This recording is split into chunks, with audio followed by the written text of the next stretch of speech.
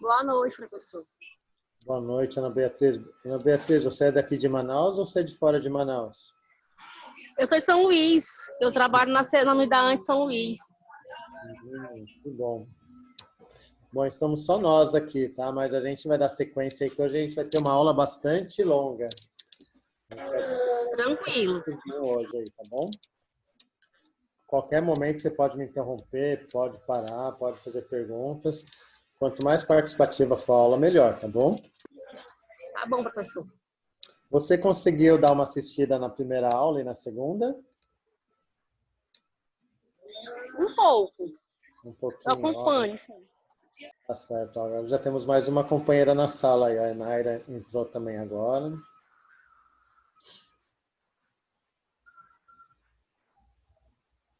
Bom, o que eu vou fazer hoje? Hoje eu vou aproveitar essa aula de hoje. É uma aula que a gente está um pouco mais próximo. Eu vou dar uma revisadinha rápida do que vocês já devem ter visto na primeira e na segunda aula. E eu vou focar muito nessa parte de planejamento orçamentário. É uma coisa que às vezes é bom ter um entendimento melhor e é melhor ter uma explicação mais próxima. Então, a disciplina de vocês fala muito sobre gestão de fluxo de caixa e controladoria. E quando a gente fala de planejamento orçamentário, a gente está falando também de fluxo de caixa e também está falando de controladoria. Porque normalmente quem faz a consolidação do planejamento orçamentário acaba sendo a controladoria. Então, o nosso principal assunto de hoje vai ser a parte de planejamento orçamentário coordenado pela área de controladoria. Mas antes de eu entrar nesse tópico, eu só queria revalidar que a gente vai ter uma avaliação final lá na última semana. Essa é uma prova online. Vocês têm um trabalho que eu estou marcando para vocês me entregarem aí na semana, entre o dia 13 e o dia 14.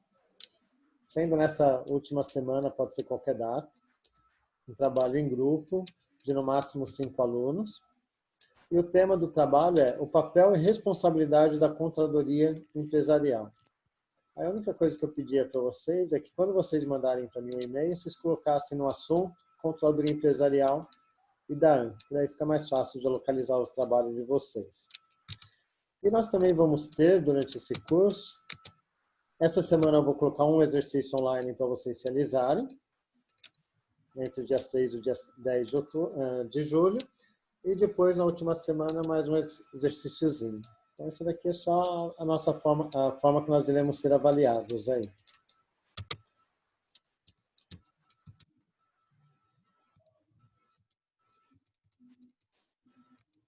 Bom, pessoal, lá no primeiro dia, vocês viram lá uma visão geral sobre as empresas. Lá nós vimos que uma empresa ela é criada para gerar lucros. E para que essa empresa exista, ela precisa ter investimentos.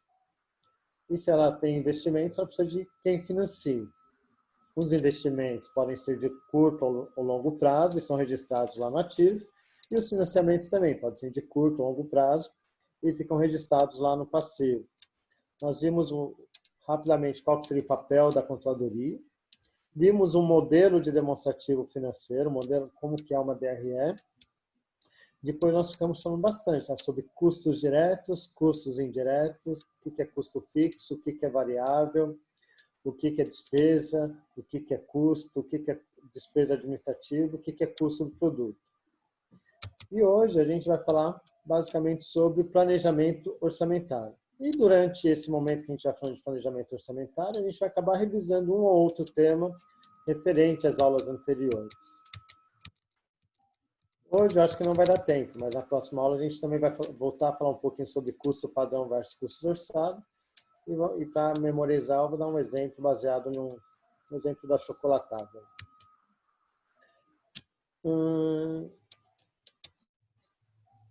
Eu não sei se vocês chegaram a ver esse case que eu tinha dado para vocês lerem. Vocês chegaram a dar uma olhada nesse case ou não?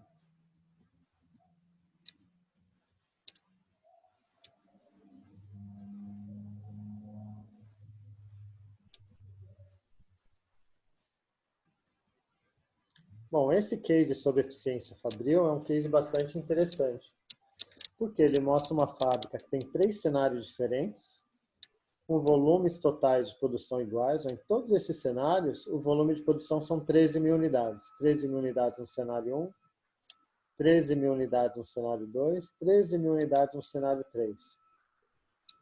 O custo total da fábrica, independente do cenário, é de 100 mil reais. Ou seja, eu estou falando que no cenário 1 a fábrica custaria 100 mil reais, no 2, 100 mil reais e no 3 também 100 mil reais. Estou falando também que dentro desses 100 mil reais já está incluso o custo de 15 funcionários de mão de obra direta, trabalhando 20 dias úteis no mês. E estou dizendo que cada funcionário trabalha por dia ali 482,5 minutos.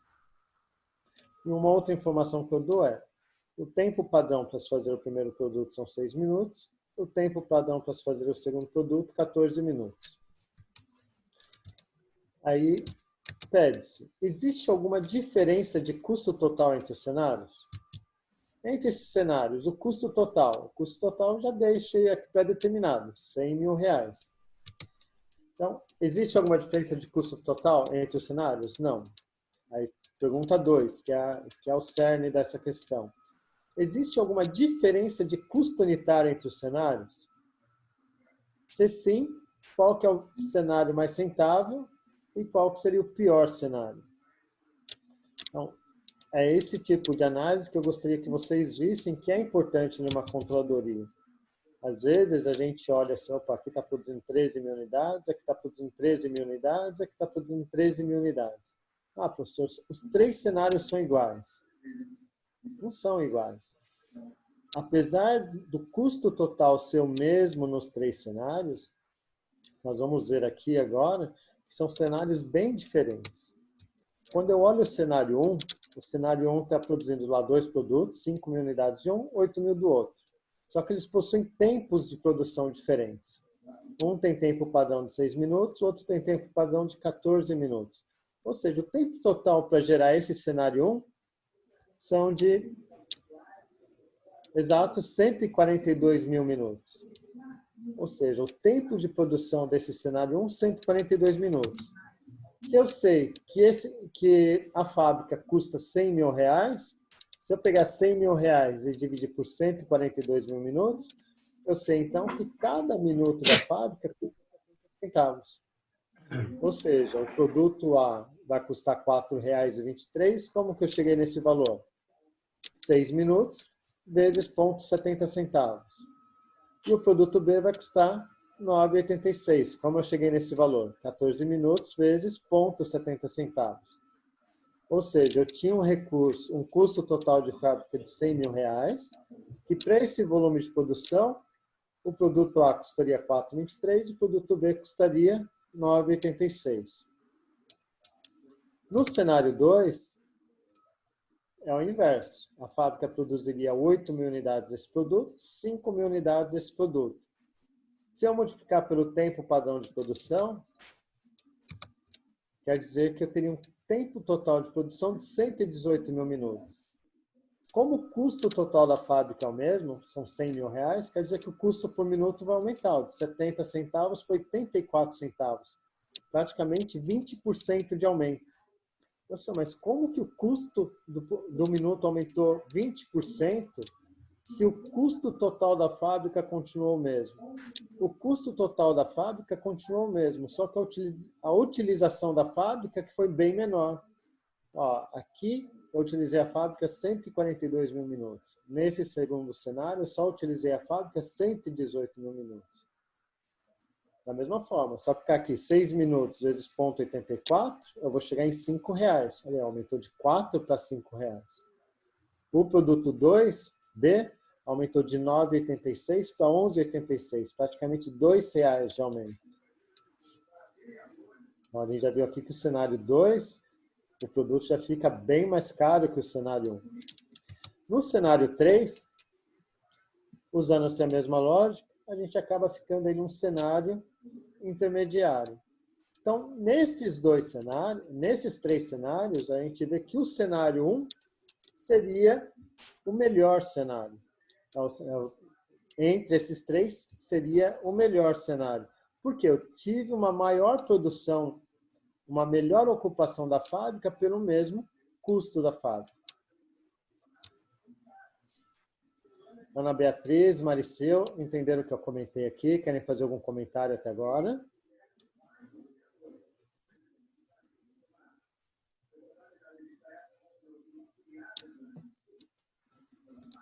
Então, vamos seguindo aqui, pessoal.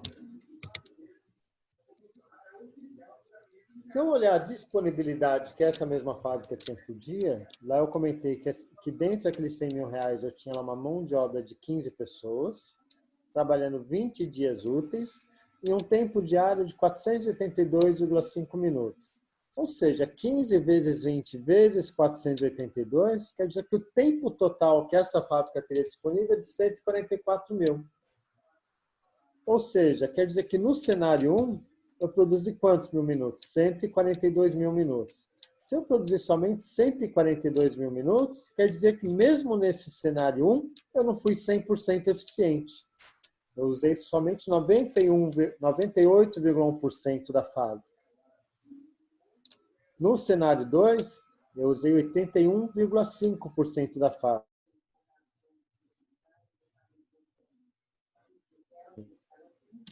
Qual que é o nosso papel?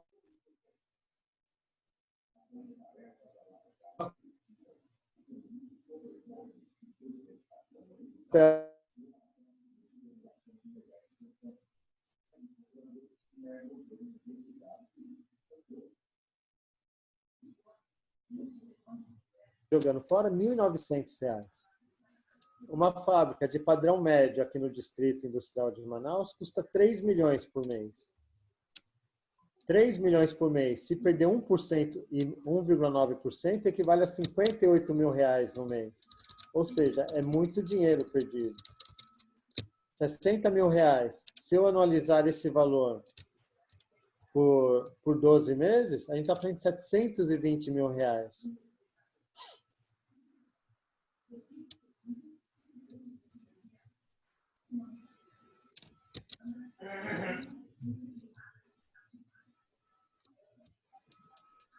Só um segundinho aqui. Então, mesmo nesse cenário 1, onde nós tivemos o menor custo de produção por produto, aqui eu também tive uma perda. O melhor cenário seria qual cenário? Um cenário que eu ocupasse 100% a fábrica. Então, quando eu falo de eficiência fabril é isso. Quando eu falo de papel da controladoria, o papel da controladoria não é somente olhar quanto a fábrica gastou e quanto ela deveria ter gasto. É, além disso, olhar essa capacidade e quanto ela produziu. E sobre isso que ela deixou de produzir, alguém tem que responder.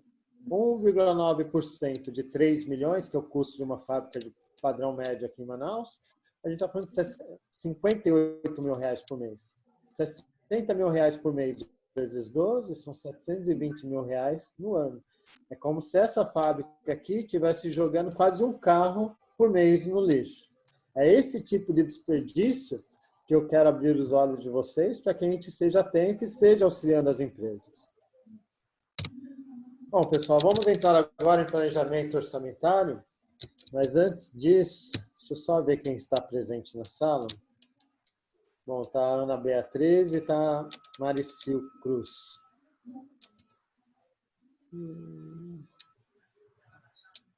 Pessoal, vocês conseguem abrir a câmera de vocês um minutinho só para eu conhecer vocês?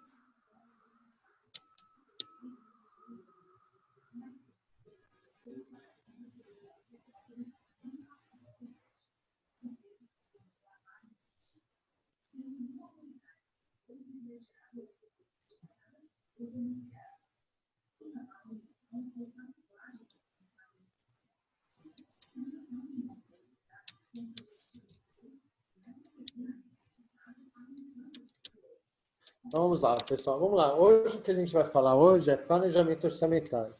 Planejamento orçamentário é uma ferramenta muito utilizada nas melhores empresas. A maioria das grandes empresas utilizam, a maioria das multinacionais utilizam. Várias empresas utilizam com o nome ou de budget, ou de forecast, ou somente como orçamento. E para que serve esse planejamento orçamentário? Só vou dar um exemplo para vocês. Vamos supor que a gente trabalha lá na fábrica da Gama e nós produzimos secadores de cabelo. E vamos imaginar qual seria um mês do ano onde eu mais venderia secadores de cabelo. Talvez vocês pudessem estar respondendo, professor, o mês que mais venderia secador de cabelo é o mês de maio por causa do Dia das Mães. Então, vamos supor que seja realmente no mês de maio. Se eu tenho a fábrica aqui e eu vendo mais secadores lá no mês de maio, eu tenho que fazer com que esse secador esteja disponível para venda quando? Quando que esse produto vai ter que estar lá na prateleira para vender no mês de maio?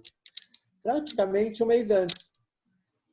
Praticamente lá para o dia 20 de abril, quando estiver acabando a propaganda da Páscoa, a televisão começa a fazer propaganda do Dia das Mães. Quando começar a fazer propaganda do Dia das Mães, esse secador já tem que estar lá na prateleira. Então, lá para o dia 20 de abril, esse secador tem que estar lá na prateleira. Não onde? Lá no meu mercado principal, que é a região sudeste do país. Se minha fábrica é em Manaus, esse secador tem que estar lá mais ou menos na terceira semana de abril, 3 semanas antes ele tem que estar saindo daqui de Manaus. Ou seja, mais ou menos lá no dia 31 de março, esse produto tem que estar saindo de Manaus. Então, se ele vai sair daqui dia 31 de março de Manaus, quer dizer que durante o mês de março eu vou estar produzindo esse volume todo. Para eu produzir no mês de março, eu vou ter que ter matéria-prima disponível aqui dentro da fábrica. Só que se eu considerar que 90% dessa matéria-prima vem da China, essa matéria-prima tem que sair da China praticamente 70 dias antes. Ou seja, lá no início de janeiro, 10 de janeiro no máximo, essa mercadoria tem que estar saindo da China. O fabricante chinês, ele também tem o tempo de produção dele. Ou seja, lá no mês de novembro, eu já vou ter que estar colocando meu pedido de compra para a China. Ou seja, essa venda que eu quero realizar no mês de maio, ela só vai acontecer se eu começar a fazer esse planejamento de uma forma bastante antecipada. Então, praticamente, eu tenho que começar a projetar, a planejar essa venda que eu quero fazer lá no mês de maio, quase que 6 meses antes. No mês de maio, eu já tenho que estar, no mês de novembro, eu já tenho que estar pensando naquilo que eu vou vender em novembro, ou seja, que 3 meses antes a matéria-prima já tem que estar aqui em Manaus, então eu tenho que colocar o pedido de novembro para essa matéria-prima, final de dezembro, início de janeiro, está saindo da China, para chegar aqui no início do mês de março, para eu ter tempo de produzir e atender o mês de maio. E tudo isso já era o quê? O material sair lá da China, o chinês ele já quer que eu faça o desembolso. Ou seja, eu tenho que desembolsar uma matéria-prima lá em novembro, a área de compra já está trabalhando lá em novembro, a área de planejamento de produção já está trabalhando lá em novembro, dezembro e janeiro. Eu vou produzir no mês de março, ou seja, durante todos esses meses eu estou tendo custos fixos e custos variáveis rolando dentro da fábrica. Vou produzir no mês de março para vender esse produto para São Paulo em abril e para estar recebendo 90 a 120 dias depois, ou seja, eu vou estar recebendo lá no mês de junho, mês de julho. Daí a importância do fluxo de caixa. Porque mesmo que esse produto seja lucrativo, alguém tem que estar financiando esse giro de caixa de forma antecipada. Ou através de capital próprio, onde os sócios estão colocando dinheiro dentro da empresa, ou através de capital de terceiros, pegando dinheiro emprestado do banco, por exemplo. Então, esta é a importância do planejamento orçamentário. Eu não consigo realizar uma venda se eu não estiver preparado para essa venda. Eu não consigo produzir um produto se eu não tiver planejado a produção desse produto. Eu não posso chegar hoje simplesmente, amanhã eu quero produzir 10 mil secadores de cabelo. Eu tenho a matéria-prima desses 10 mil secadores de cabelo? Eu tenho a mão de obra disponível para essa produção? Professor, mas isso não é responsabilidade da controladoria. É sim responsabilidade da controladoria. Toda essa parte de planejamento orçamentário é papel da controladoria capitanear o levantamento de dados em todas as áreas da empresa para montar esse planejamento orçamentário. E isso não é uma rotina fácil, é uma rotina que nas empresas, na Epson, por exemplo, eu fui controller da Epson durante um bom tempo, a gente começava o orçamento no final de agosto para ter ele aprovado mais ou menos no final de outubro, início de novembro. Na Gama, a gente começava em setembro para ele estar aprovado lá em novembro. Na Positron, a mesma coisa. Então, esse orçamento que as empresas costumam fazer em 2, 3 meses, hoje nós vamos fazer aqui em 1h30. Porque a gente vai fazer um orçamento de uma fábrica do início até o fim. Só quem consegue fazer um planejamento orçamentário de uma fábrica, consegue fazer de uma empresa prestadora de serviços, consegue fazer de uma empresa comercial que só trabalha com revenda. Então, a gente está fazendo um orçamento, o planejamento de uma coisa um pouco mais complicada, que é de uma fábrica. Então, quando a gente fala de planejamento, a gente está praticamente falando do quê? A gente está falando de planejamento do lucro. O que a empresa tem que fazer para atingir aquele lucro? E aquele lucro, normalmente, é o lucro que os sócios ou acionistas da empresa já estão esperando receber naquele período. Então, quando a gente fala de planejamento, a gente praticamente está falando de 2 itens principais. Um deles é a peça orçamentária, que é o que nós iremos montar hoje. Então, é o plano detalhado para aquisição e de forma que atinjamos o resultado esperado, atinjamos o objetivo esperado. E o outro item muito importante é o controle. É o controle orçamentário. O que nós vamos fazer para assegurar que esse orçamento seja alcançado? Hoje, praticamente, nós vamos trabalhar nesse item orçamento. Mas na próxima aula, a gente vai trabalhar um pouquinho sobre a parte de controle orçamentário. Porque quando a gente fala de controles, a gente acaba envolvendo bastante coisa de controladoria. Porque o papel principal da controladoria é essa parte de controles.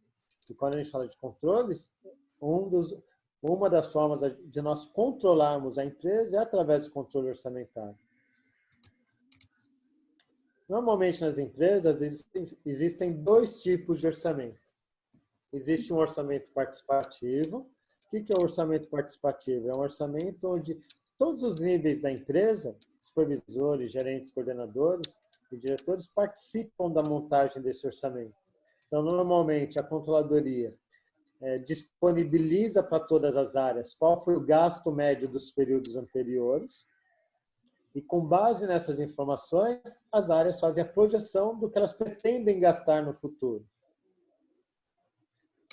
E existe também uma outra metodologia que é o orçamento base zero. O que é o orçamento base zero? As áreas não recebem essas bases de gastos de períodos anteriores e elas têm que fazer o planejamento do futuro justificando tudo aquilo que elas querem colocar no orçamento. Não importa, hoje eu tenho uma equipe de 13 pessoas. Eu vou ter que ir lá e falar, para o próximo ano eu preciso de um analista fiscal por causa disso, disso, daquilo. Eu vou precisar de um analista de faturamento por causa disso, disso, daquilo. Eu preciso de um contador, porque sem contabilidade a empresa não roda. Eu preciso contratar um escritório de advogados para controlar os processos e tudo mais. Então, todo gasto no orçamento base zero ele precisa ser devidamente justificado. Então, parte-se do princípio que nenhuma despesa existe e que, para que ela seja orçada, ela precisa ser totalmente defendida. Normalmente, as empresas acabam utilizando o orçamento participativo, até porque no orçamento participativo, como a própria pessoa fez o orçamento, ela tem que garantir o cumprimento daquele orçamento. Então, no orçamento participativo, as áreas menores vão subindo as suas peças, vão sendo consolidadas até chegar à área, à alta administração. Então, quando a gente fala de fábrica, um dos grandes fluxos de fábrica, ou um dos grandes fluxos e peças e partes mais problemáticas do orçamento é o fluxo da matéria-prima. Voltando àquele exemplo do secador de cabelo. Em algum momento, alguém teve que identificar a necessidade de matéria-prima, ou seja, alguém foi lá e falou, nesse secador de cabelos, que tem 90 itens de matéria-prima, essa daqui é a listagem de matéria-prima que eu preciso e essas são as quantidades baseadas no planejamento de venda. Aí alguém tem que ir lá e comprar matéria-prima, ou seja, eu tive um tempo para identificar qual é a matéria-prima que eu vou precisar comprar. passei essa lista para a área de compras. Quando eu passo essa lista para a área de compras também vai ter o período dela, o tempo dela para fazer cotação, 1 semana, 2, desenvolver fornecedor, descobrir quem vende para comprar essa matéria-prima. Comprou, tem o tempo de produção, tem o tempo de fabricação do fornecedor. Aí depois tem o tempo de transporte. Opa, essa matéria-prima, vamos orçar no transporte marítimo ou vamos orçar no transporte aéreo? O marítimo é o mais barato. Ele é o mais demorado. Um navio da China para Manaus são 2 meses. De 60 dias a 70, de 60 a 70 dias. Avião, 2, 3 dias, 2 dias está aqui em Manaus. Só que o custo do frete aéreo é muito maior. Se eu estou planejando tudo com antecedência, eu tenho que planejar pelo quê? Pelo mais barato. Mas não seria mais conservador se eu fizesse o orçamento pelo custo mais caro? Se eu fizer o orçamento pelo custo mais caro, eu estou já pré-determinando que esse aqui é o meu padrão. E não é o meu padrão, eu tenho que orçar sempre pelo padrão. O que é o padrão? É o mais barato, é o melhor planejado, é o mais lucrativo para a empresa. Quando eu trabalhei na Epson, por exemplo, tudo que era frete aéreo que existia dentro da Epson, eu tinha que explicar para o Japão por que eu estava utilizando frete aéreo. Por quê? O Japão entendia que se estava tendo frete aéreo é porque alguém da empresa errou. Houve algum erro de planejamento, e esse erro iria ser obrigado a ter o quê? Um plano de ação para que ele não voltasse a ser cometido novamente. Tem o tempo de desembaraço dessa matéria-prima na SUFRAMA, Receita Federal, Ministério da Agricultura. Tem o transporte interno, do porto até dentro da empresa. O material chegou na empresa, tem o tempo de conferência, tirar tudo do container, conferir com a documentação, gerar a entrada no estoque, para depois sim estar disponibilizado no estoque. Então, quando a gente fala de planejamento, olha como a controladoria tem que estar cobrando todas as áreas, de forma a garantir a sincronia dessas informações e a sincronia do fluxo dos processos, de forma que o material esteja disponível. Então, quando nós falamos de um orçamento dentro de uma empresa, normalmente ele nasce dentro de uma área de vendas. Essa área de vendas, através de um estudo mercadológico, vai trazer qual é a sua proposta de vendas para o próximo período. E quando ela faz essa proposta de vendas, ela também traz com ela o quê? Qual é o seu planejamento de investimentos na área de marketing, propaganda, advertising, quanto que eu vou precisar de mídia para TV, mídia em revistas, quanto que eu vou gastar com youtubers. Então, a área de vendas, ela traz tanto uma projeção de vendas, quanto uma projeção de despesas, de investimentos. A partir do momento que eu sei quanto eu vou vender, aí sim eu começo a saber qual vai ser o tamanho da minha fábrica. Eu não consigo definir o tamanho da minha fábrica se eu não souber qual é o tamanho da minha venda. Eu sabendo o tamanho da minha produção, eu consigo definir o que eu preciso comprar para definir estoque. E é onde eu começo a ter que projetar o quê? O que eu vou usar de materiais diretos, quantas pessoas eu vou precisar de mão de obra indireta e o que eu vou precisar de custo indireto fixo dentro da fábrica. Qual a estrutura fabril que eu vou precisar ter? Então, para eu orçar tudo isso, eu preciso saber o quê? Produção. Para eu saber produção, eu preciso saber venda. Tudo isso envolve caixa, fluxo de caixa. Então, nós vamos também fazer a previsão de um fluxo de caixa. Vamos apresentar também o demonstrativo de resultado e vamos também montar um balanço. Nesse momento também, as empresas têm que identificar o quê? Quais são os investimentos que vão ser realizados? Vou ter que renovar a frota de carros, não vou aproveitar e trocar o servidor, vou comprar um novo maquinário. Então, hoje o que nós vamos fazer? Nós vamos fazer um orçamento simulando todas essas etapas. Eu estou até falando um pouquinho mais rápido para que a gente não avance muito aí no horário, tá bom, pessoal? Mas, pessoal, eu gostaria muito que vocês também participassem da aula, tá? A gente precisa se interagir um pouquinho mais. Se a gente interagir, vai ser bom para vocês e é bom para mim também.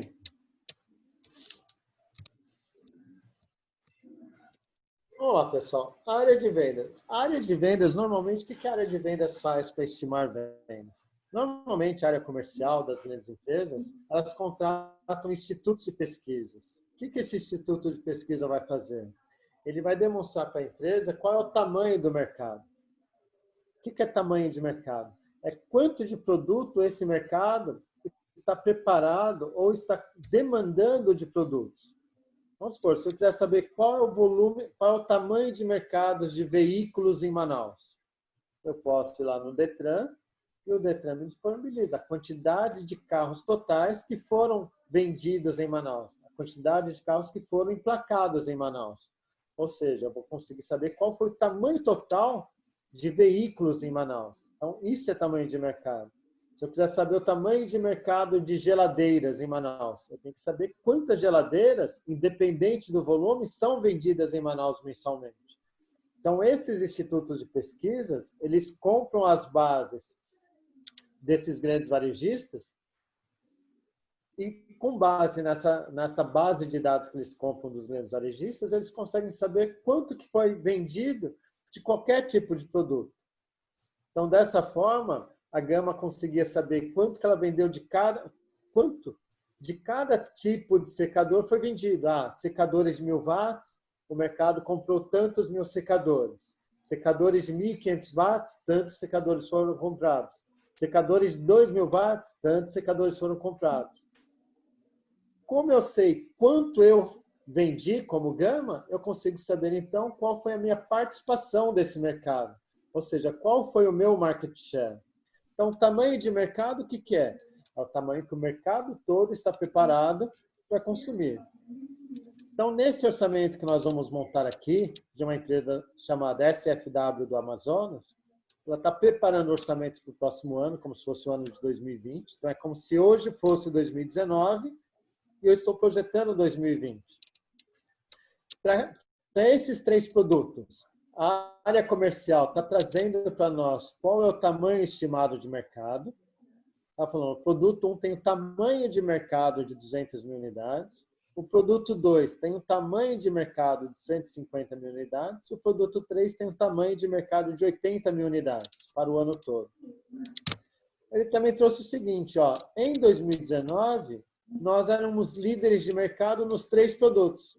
Eu tinha 70% do mercado desse produto 1, 55% de mercado do produto 2, 65% de mercado do produto 3. Então, ele trouxe aqui qual era o market share que ele tinha. E olha, através de toda a campanha de marketing que nós vamos fazer para o próximo ano, através de propaganda,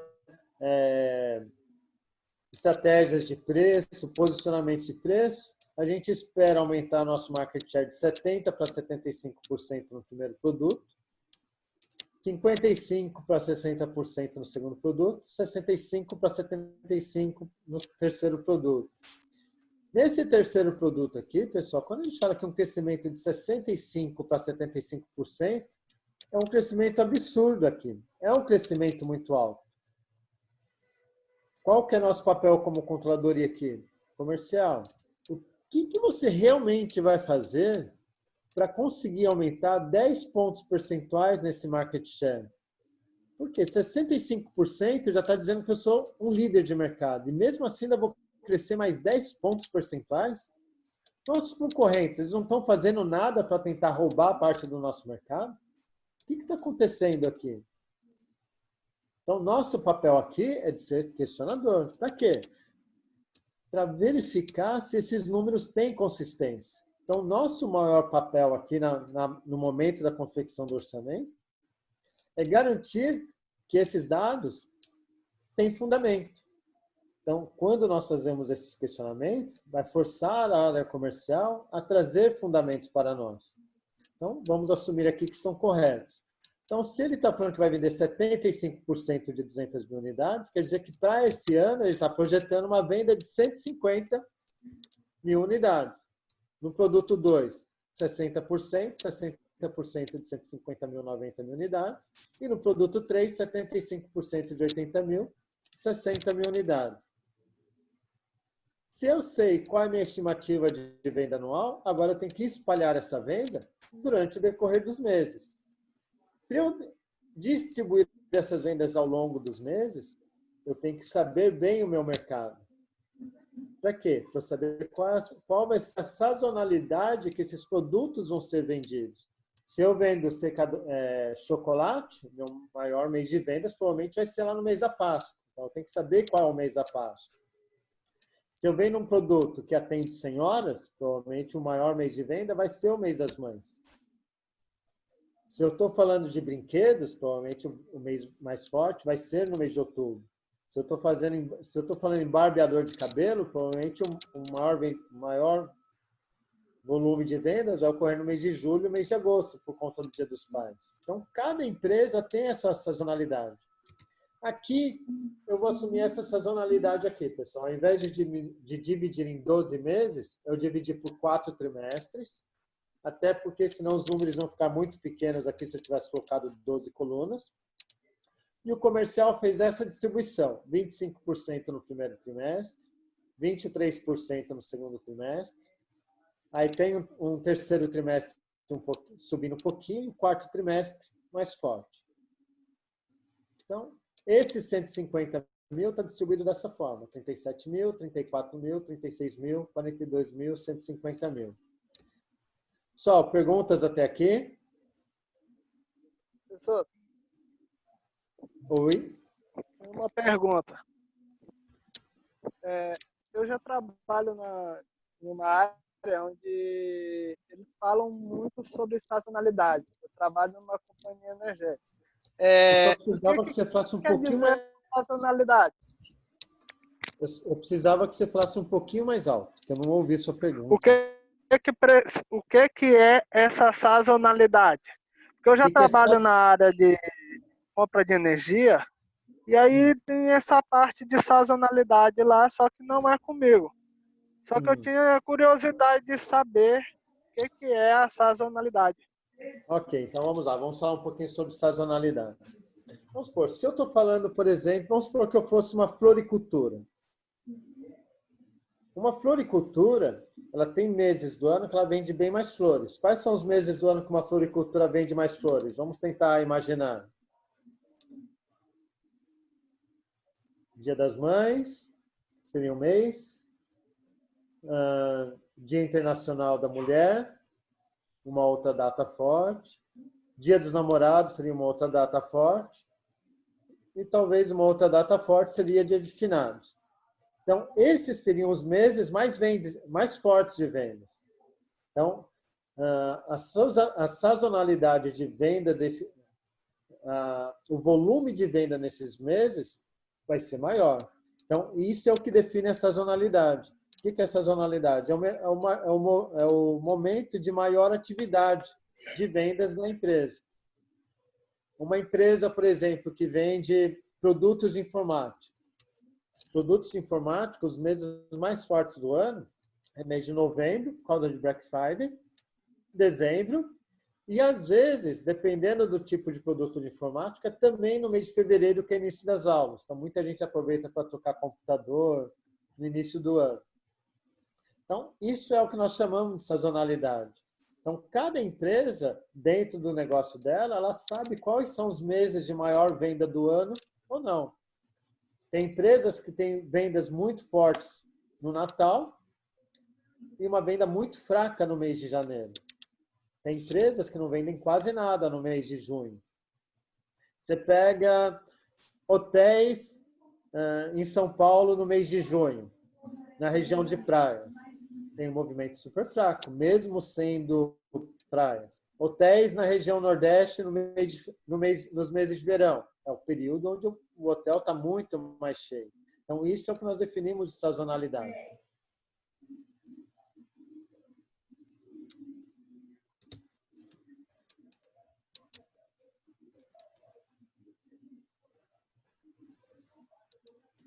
Bom, pessoal, vamos continuar aqui, então.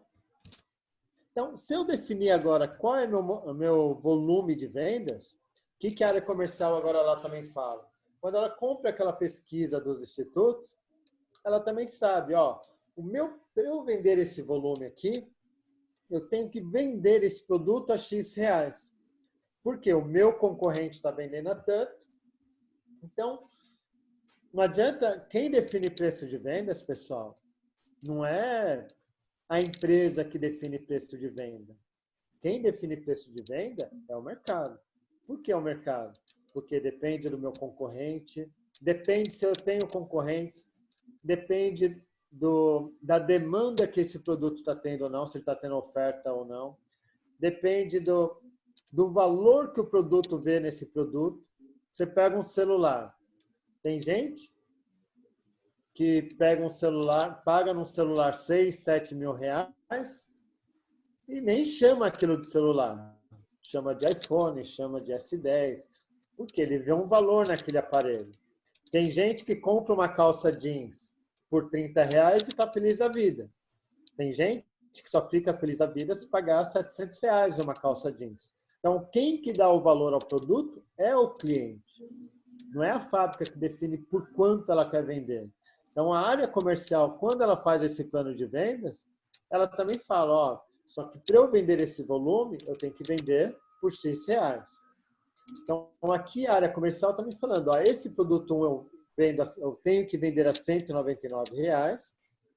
O produto 2 eu vou ter que vender a R$ 399 reais. O produto 3 eu tenho que vender a R$ 599. Por quê?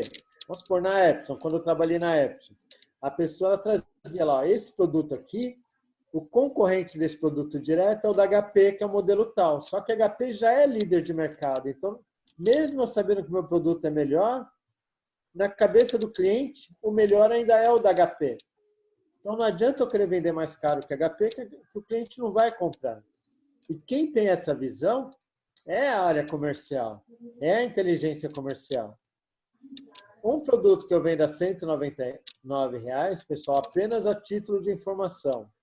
Um produto que eu produzo em Manaus a R$ 199 reais, ele não vai ter IPI, ele sai para São Paulo, por exemplo, com uma alíquota interestadual de ICMS de 12%, PIS/COFINS de 1,65%. Então, no bolso da empresa só vai sobrar R$ 156,71. Um produto que eu vendo a R$ 599 vai sobrar no bolso da empresa R$ 471,71. Se eu tenho o preço de venda e eu tenho o preço líquido, e eu também já sei qual é o volume que eu vou vender, eu consigo projetar o quê? Qual vai ser minha venda bruta por trimestre? Ou seja, essa empresa aqui vai vender 25 milhões no primeiro trimestre, 23 no segundo, 24, 28, totalizando um faturamento bruto anual de 101 milhões de reais. Desses 101 milhões de reais, ela vai pagar só de impostos referentes a vendas 21 milhões e vai ter uma venda líquida de 80 milhões de reais. Então, aqui, o que vale enfatizar aqui?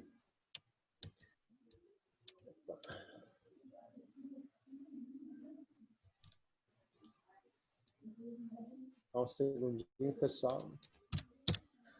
Então, aqui, pessoal, faturamento não é lucro.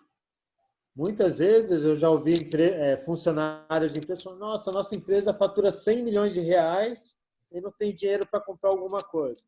Isso aqui é o valor de faturamento da empresa. Faturamento é uma coisa, lucro é outra. Observem bem, desses 100 milhões de reais aqui, 21 milhões de reais já ficou para o governo, através de ICMS, PIS/COFINS, que são esses impostos que eu comentei aqui. Ó. Se eu multiplicar esses valores unitários por aqueles volumes, vai chegar nesse total. Depois, pessoal, eu vou disponibilizar aí na plataforma a planilha Excel que gerou todas essas planilhas, tá bom? Assim, quem quiser refazer as contas, checar as fórmulas, consegue verificar.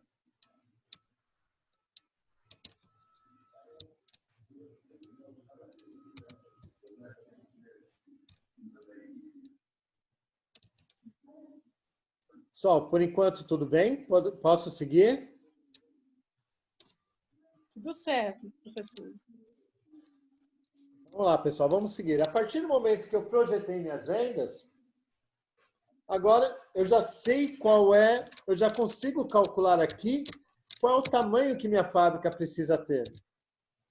Então, agora que eu tenho que calcular quanto que eu vou precisar de gastar com matéria-prima, quantas pessoas eu vou precisar calcular para trabalhar, para desenvolver esse volume. E a área comercial também já vai falar para nós também quanto que ela vai precisar fazer de investimentos. Aqui eu coloquei uma planilha muito simples, tá, pessoal? Ó, aqui a área comercial está falando que ela vai gastar o equivalente a 3% como frete de vendas, vai gastar 2,5 milhões com comissões, e o plano de ações de marketing dela, ela vai ter que gastar 4 milhões. Dentro desses 4 milhões está a verba que ela vai usar para usar em televisão, tal tanto que ela vai usar em revista, tal tanto que ela vai usar na internet, tal tanto que ela vai gastar com feiras para divulgação, promotores de vendas. Aqui eu coloquei, então, de uma forma bastante simplificada. O correto aqui é o quê? A área de marketing passar aqui o plano detalhado das ações de marketing. Porque ele passando o plano detalhado, a gente consegue verificar se esse plano detalhado tem consistência ou não. Lembre-se, a gente está fazendo aqui em 2 horas o que uma empresa faz em 2 meses, 2 meses e meio. Então, vamos agora, estimamos as vendas, agora eu tenho que saber quanto eu vou gastar de materiais. Como eu vou fazer o orçamento de materiais? Só normalmente, uma indústria, pessoal, quando eu falo indústria, não é só uma fábrica, é qualquer negócio que faça transformação. Uma padaria é uma indústria.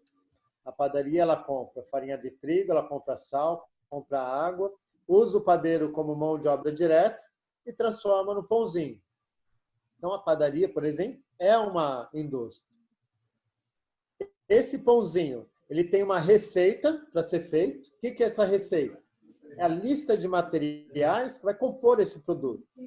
Essa lista de materiais, em uma indústria, quem monta é quem? A engenharia de produção, a engenharia de produtos. A engenharia vai nos dar qual é a relação de matéria-prima daquele secador. Ó, Alcebiades, está aqui a lista técnica desse secador de cabelos. Esse secador de cabelos precisa desses 90 itens de matéria-prima. Está aqui, Alcebiades, o alarme do carro da Positron. Tem 200 itens de matéria-prima.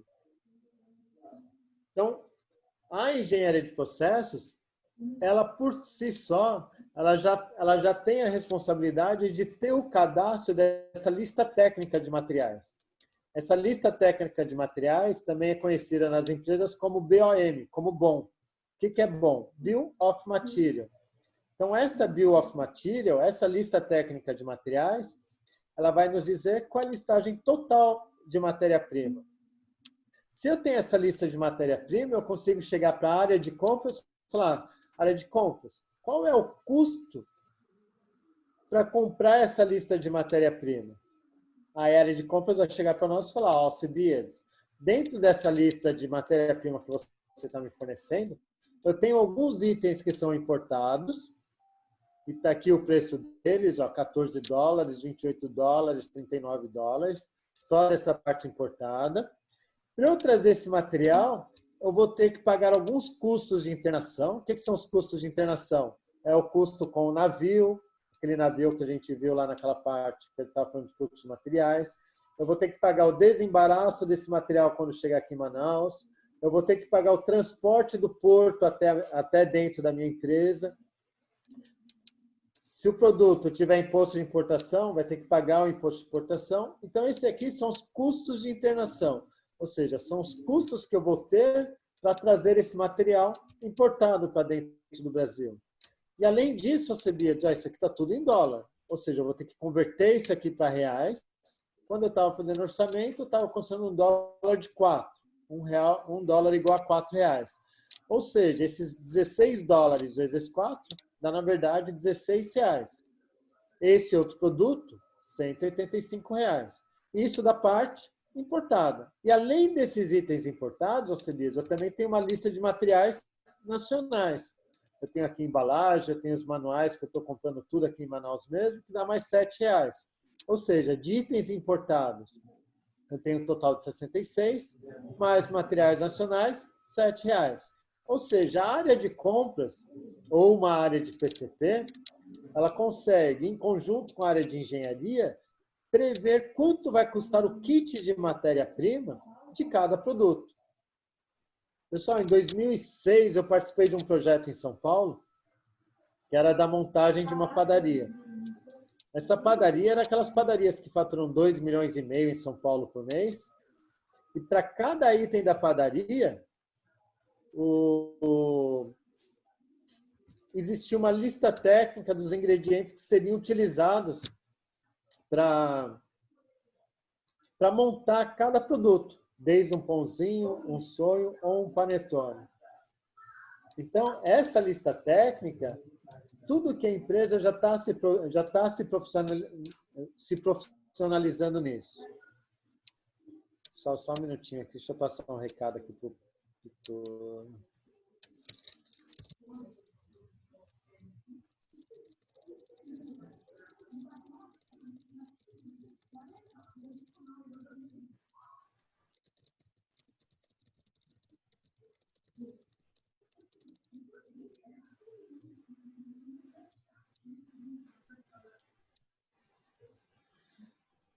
Eu já dei o recado lá para o tutor lá, pessoal. Então, aqui, pessoal, se eu tenho o custo de cada kit de matéria-prima, ok, isso aqui é como se fosse um quebra-cabeça que está todo desmontado. Então, esse aqui é a minha matéria-prima totalmente desmontado. Se eu tenho aqui a minha matéria-prima e eu tenho aquele volume previsto de produção, que é aquela primeira informação que a área comercial me passou, eu já tenho aqui quanto que eu vou gastar de matéria-prima nesse período. Então, aqui, para esse produto 1, eu vou gastar 11 milhões de matéria-prima, 12 milhões,8 nesse outro produto, 11,8 nesse outro produto. Ou seja, esse é o meu custo total de matéria-prima.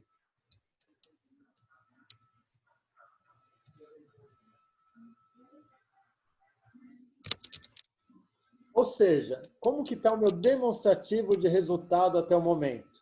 Até agora, pelas informações que nós já levantamos, eu sei que essa empresa vai vender 101 milhões de reais, ela vai pagar 21 milhões de reais de impostos, 101 menos 21 milhões vai sobrar 80 milhões de reais de receita líquida. E só de materiais, que é o que nós demonstramos nesse último slide, ela vai gastar 35 milhões de reais. Ou seja, de um faturamento de 100, ela já está gastando 21 milhões com impostos e 35 milhões com matéria-prima. O que nós vamos orçar agora? Orcei matéria-prima, agora eu tenho que calcular a mão de obra.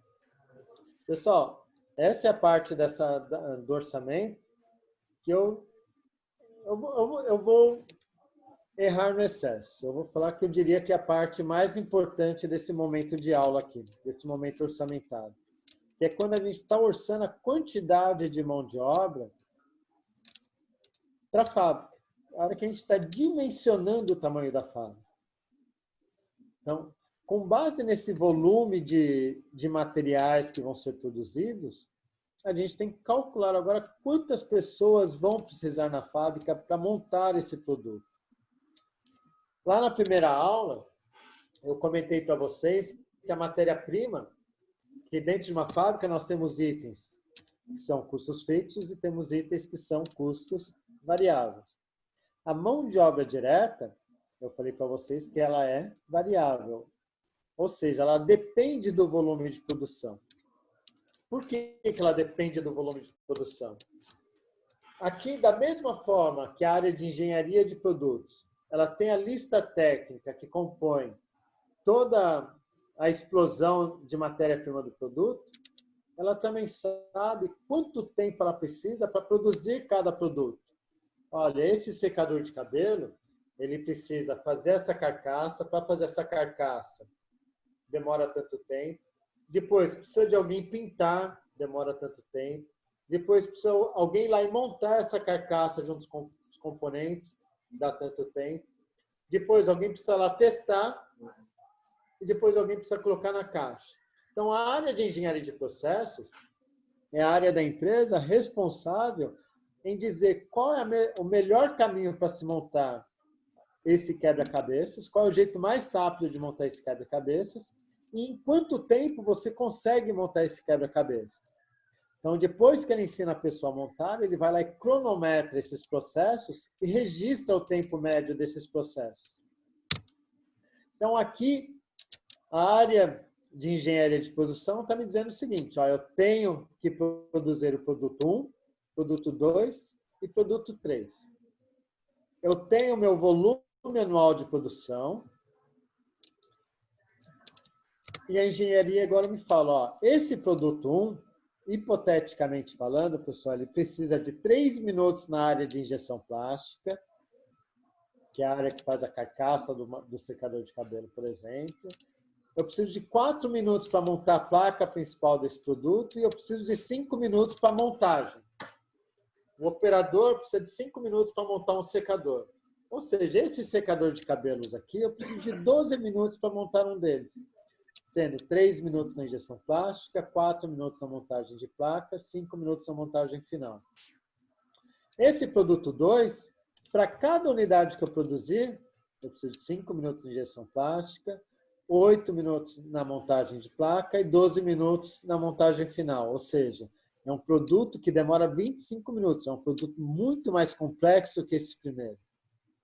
Esse produto 3 é um produto que demanda mais tempo ainda. Então, apenas a título de exemplo, quando eu trabalhei na Positron nós tínhamos alguns modelos de autorrádio que nós precisávamos de 12 minutos para produzir uma unidade de rádio. Era o rádio mais simples, ele só tinha rádio e uma entrada de USB. E eu também tinha um rádio muito mais complexo, que era um rádio double DIN, aquele rádio que tem televisão, tinha GPS, tinha internet. Aquele produto, não. Aquele produto, para ele ser produzido uma unidade, ele precisava de 50 minutos de produção. Então, aqui, quem define esses tempos? É a responsabilidade da engenharia de processos.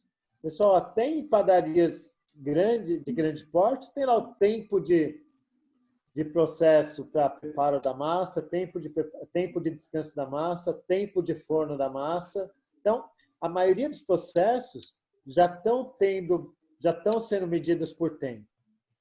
Então, se eu sei o tempo de processo de cada unidade e eu sei o meu volume total, eu consigo calcular aqui qual é o meu tempo total de produção. Ou seja, para eu produzir esse volume com esses tempos, se eu pegar aqui 150 mil vezes 3 minutos, eu vou chegar a um tempo total de 450 mil minutos. 5 minutos vezes 90 mil, 450 mil minutos. 6 minutos vezes 60 mil, 360 mil minutos. Ou seja, só nessa linha de injeção plástica, para fazer esses 3 processos, para fazer esse processo de injeção plástica desses 3 produtos, eu vou precisar de um tempo total de 1.260.000 minutos no ano. Montagem de placa, 1.860.000, montagem final, 2.730.000. Ou seja, esse é o tempo total que eu preciso para produzir esse volume. Se eu sei que uma pessoa, no ano, eu vou fazer conta simples aqui, tá, pessoal? Vamos considerar 20 dias úteis no mês. Vezes 12, daria 240 dias úteis. Eu sei que não são 240 dias úteis, eu sei que um ano tem 253 dias úteis. Mas estou fazendo conta simples aqui. Então, vamos considerar que um ano tenha 240 dias úteis. O funcionário, ele não trabalha 240 dias úteis, ele tem um mês de férias. Um mês de férias equivale a mais ou menos 20 dias úteis no ano. Então, o funcionário, efetivamente, ele só trabalha 220 dias úteis por ano. E por dia, quanto que o funcionário trabalha? Só um funcionário, normalmente, ele recebe para trabalhar 44 horas semanais. 44 horas semanais equivalem a 528 minutos por dia.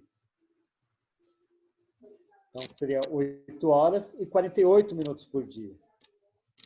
Quem trabalha na área administrativa, talvez eu, talvez vocês, a gente não trabalha 528 minutos por dia.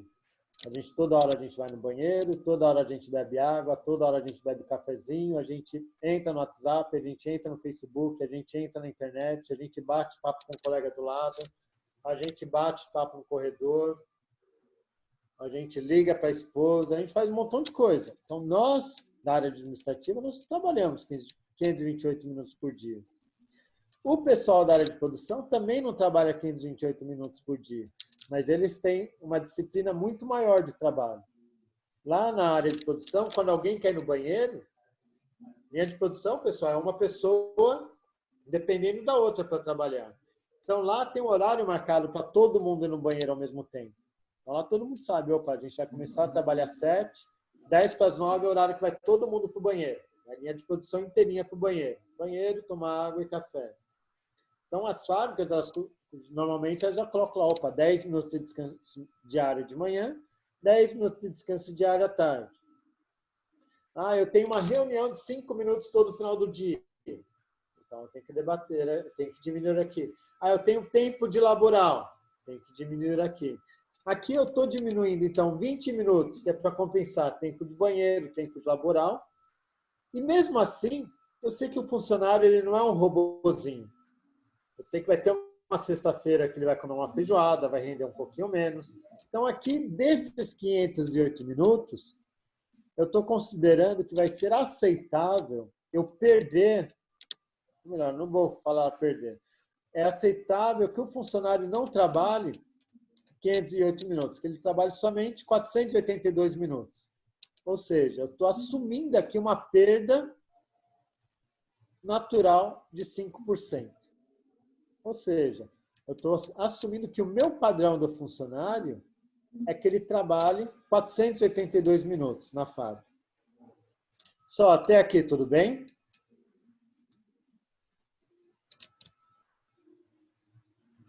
Então, seguindo. Então, vamos seguir aqui. Então, se eu sei, por exemplo, na injeção plástica, eu preciso de quantos minutos? 1.260.000 minutos. Só, desculpem o soldagem aqui, na verdade aqui é injeção plástica, tá? Então, injeção plástica, 1.260.000. Se eu pegar esse volume, dividir por quantos dias? 220 dias. Dividir por 482,6 minutos por dia, eu chego à conclusão que eu preciso de 11,86 pessoas somente nessa linha de injeção plástica. Se eu contratar 11,86 pessoas, eu vou conseguir gerar esse volume de minutos nesse período. 11,86 pessoas eu não consigo contratar, então o que eu tenho que fazer? Eu tenho que arredondar para 12. Ou seja, se eu aumentar esse volume de produção, o que vai acontecer? Vai aumentar essa quantidade de pessoas. Se eu diminuir essa quantidade de pessoas, quer dizer que eu posso dispensar algumas pessoas, de forma a ficar sempre com quanto? Eu tenho que ficar sempre com a quantidade necessária. Se eu tiver com pessoas a mais dentro da fábrica, eu estou fazendo com que o custo do meu produto fique mais caro do que ele seja, do que é o necessário.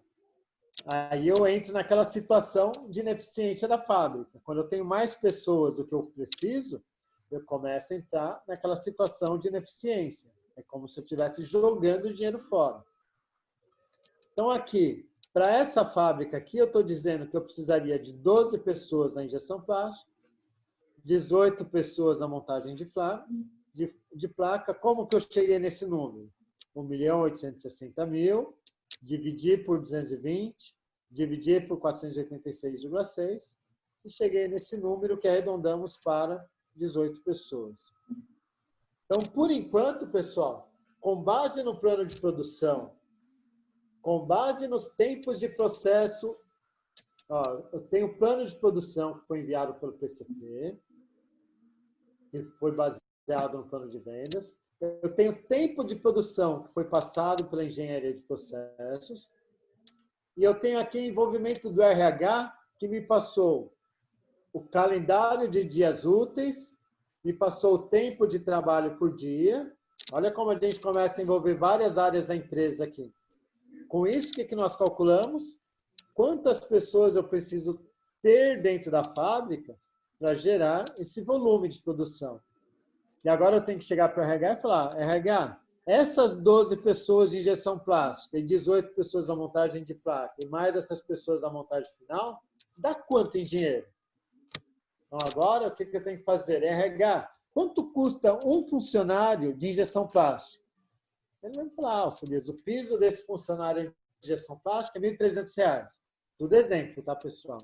Montagem de placa, 1.350. Montagem final, 1.450. Opa, esse aqui é o salário que eu pago para o funcionário. Além desse salário, o que o RH vai me falar? Alcebiades? Só que eu pago também sobre isso, eu pago encargos sociais. O que são encargos sociais? INSS e FGTS. INSS, pessoal, só o INSS patronal, que é o que a empresa paga, e não tem nada a ver com aquele 11% que é descontado, 9, 10, 11% que é descontado do funcionário. O INSS que a empresa paga é 20% sobre o salário do funcionário. Então, isso é um encargo social. Além disso, FGTS, mais 8%. Mas, se a empresa é industrial, ela tem lá o Sistema S, SESI, Senai, que dá mais quase 6%.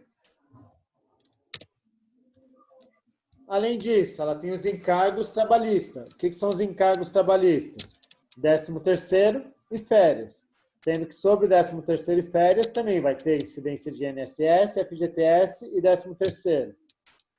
Então, só desses encargos sociais e trabalhistas dá aproximadamente uns 62%. Só que, além disso, a empresa ainda paga vale transporte, ela paga refeitório. Se a empresa está aqui no distrito de Manaus e é uma empresa incentivada, e tem mais de 100 funcionários, ela é obrigada a pagar creche para os filhos menores de 7 anos. Então, talvez para quem está aí no Maranhão, Piauí, aí talvez não seja obrigatório, mas aqui em Manaus, as empresas incentivadas que têm mais de 100 funcionários são obrigadas a pagar creche para os filhos de funcionários. Uma creche no SESI tempo integral é R$ 900. Então, se você contata um funcionário que tem 2, 3 filhos menores de 7 anos, você já viu o custo que vai ser esse funcionário. Então, por isso que muitas vezes o RH da empresa, quando recebe um currículo e vê que o camarada tem vários filhos, ele acaba, sem querer, perdendo aquele currículo.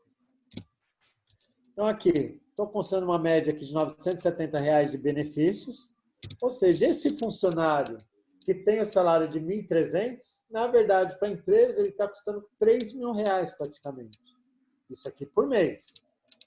Se eu pegar esse custo homem, 3.000, multiplicar por 12, que é a quantidade de funcionários aqui na injeção plástica, calculamos 12, e na montagem 18. Se eu pegar 3.000, multiplicar por 12, pegar 3.159, multiplicar por 18, e multiplicar por 12 meses, eu chego ao meu custo anual.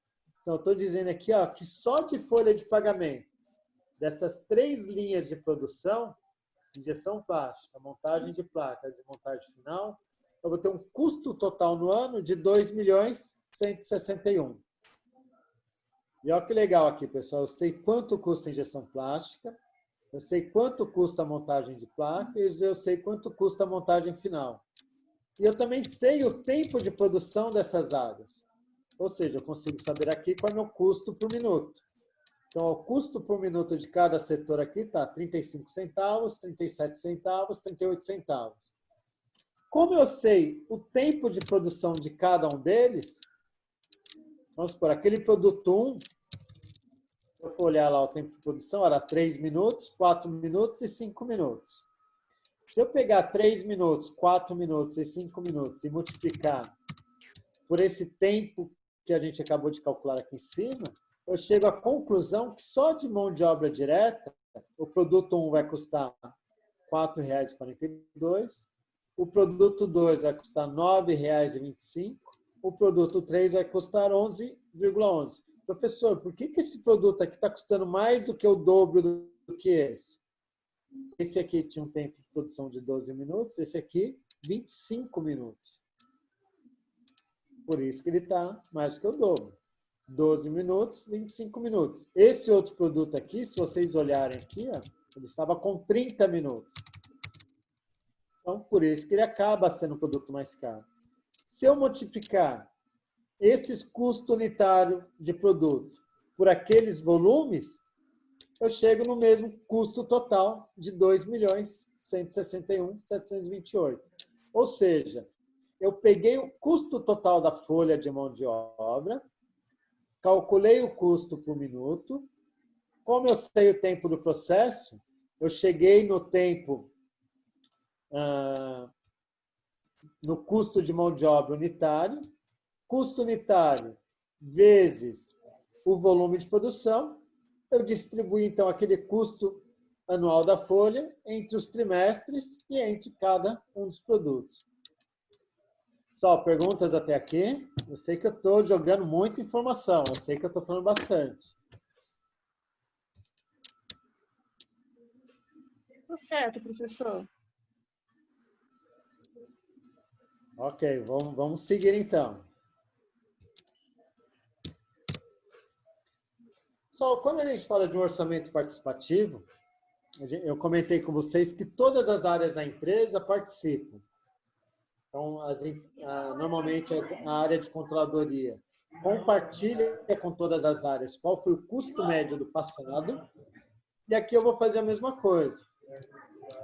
Então, aqui eu estou considerando também que todos aqueles departamentos indiretos, ou seja, área de qualidade, almoxarifado, planejamento de materiais, planejamento de produção, esses departamentos, eles fizeram a projeção de despesas para o período seguinte, para o ano seguinte. Deixa eu só ver se eu consigo falar com o pessoal da...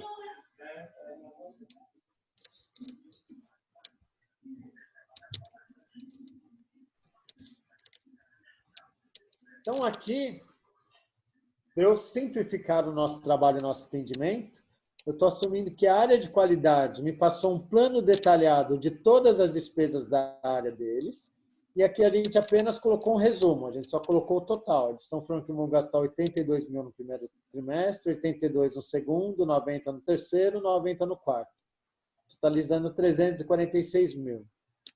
Isso aconteceu para todos os departamentos e para algumas despesas, depreciação, energia elétrica, manutenção, água, telefone, serviços prestados, entre outros. Professora, eu não sei o que é depreciação. O que é depreciação? Eu vou dar um exemplo para vocês. Vamos supor, energia elétrica. Eu consumo energia elétrica hoje, logo estou recebendo benefício da energia elétrica hoje, logo eu sou obrigado a pagar essa energia elétrica para a empresa prestadora de serviço. Agora, imagine o seguinte, eu compro um carro. Eu compro um carro, pago 60 mil reais por esse carro, desembolsei esses 60 mil reais, só que esse carro ele vai me dar benefícios por quanto tempo? Ele não vai me dar o benefício somente para esse mês. Ele vai me dar benefícios ao longo de um período. Então, a Receita Federal, por exemplo, ela fala, ó, um carro, no mínimo, ele vai te dar benefícios de 5 anos. Então, eu quero que você dilua o custo desse carro por 60 anos, porque ele vai te trazer benefícios por 60 meses. Se ele vai te trazer benefícios por 60 meses, eu quero que você considere a despesa desse carro também distribuída ao longo de 60 meses. Então, o que é a depreciação?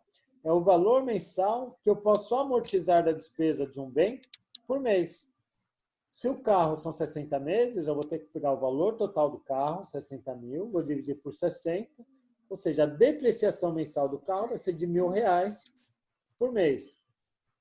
Aqui, essa fábrica está falando que ela tem depreciação de 200 mil no primeiro TRI, 200 no segundo TRI. Eu falei para vocês também, lá na primeira aula, que a depreciação é um custo fixo. Ela independe do volume de produção, mas ela depende do quê? Da quantidade de equipamentos e do tamanho da fábrica. Poxa, Alcebiades, se ela é fixa, por que está aumentando aqui no terceiro trimestre? Está aumentando de 200 para 220 mil. Provavelmente, e vocês vão ver isso na planilha, nesse terceiro trimestre estão ocorrendo aqui o quê? Investimentos, novos investimentos. Se eu estou tendo aquisição de novos equipamentos, novos veículos, novos caminhões ou novas ferramentas, o que acontece? Vai haver um aumento da depreciação a partir do momento dessa aquisição. Se eu sei aqui meu custo total indireto e eu sei o tempo total de produção, de onde eu peguei esse tempo total de produção? Tá? Daquela planilhinha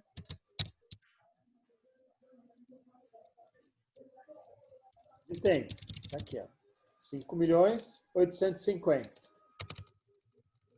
Então, se eu tenho meu tempo total indireto e eu sei o custo total, sei o meu tempo total, eu sei meu custo por minuto só relacionado ao custo indireto de fábrica. Ou seja, eu estou falando que cada minuto da fábrica custa 56 minutos.